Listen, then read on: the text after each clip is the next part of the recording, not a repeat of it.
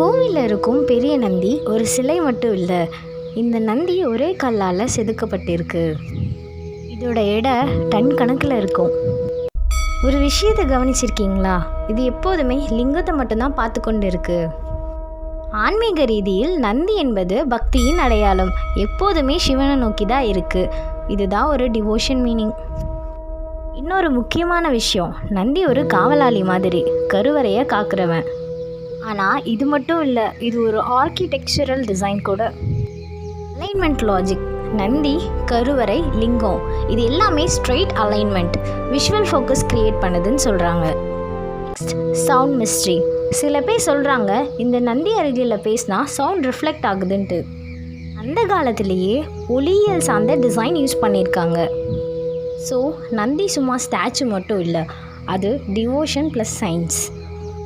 ஆனால் இன்னும் ஒரு பெரிய ரகசியம் இருக்குது. நந்திக்கு கீழே என்ன இருக்குது? பல பேருக்கு ஒரு டவுட், இந்த பெரிய நந்தி சிலைக்கு கீழே ஏதாவது ரகசிய அறை இருக்கா, இல்லை ட்ரெஷர் இருக்கா?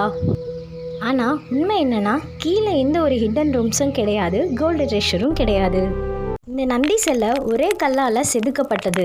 அதுக்காக கீழே ஸ்ட்ராங் ஃபவுண்டேஷன் வச்சுருக்காங்க, வெயிட்டை ஹேண்டில் பண்ணுறதுக்காக. சில பேர் அந்த பெரிய நந்தி கிட்ட போய் பேசினா சவுண்ட் ரிஃப்ளெக்ட் ஆகும்னு சொல்கிறாங்க. கொஞ்சம் சவுண்ட் ரிஃப்ளெக்ட் ஆகும், அது ரியல் தான். அதுக்கு நிறைய ரீசன்ஸ் இருக்குது. நந்தி சிலை பெருசாக இருக்கிறதும், மண்டபம் open space, Waals and pillars இருக்கிறதும் ஒரு ரீசன்.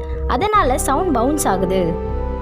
அதனால் இந்த பெரிய நந்தி மட்டும் ரீசன் அப்படின்னு நினைக்கக்கூடாது. சரௌண்டிங் ஆர்கிடெக்சரும் ஒரு ரீசன் தான்.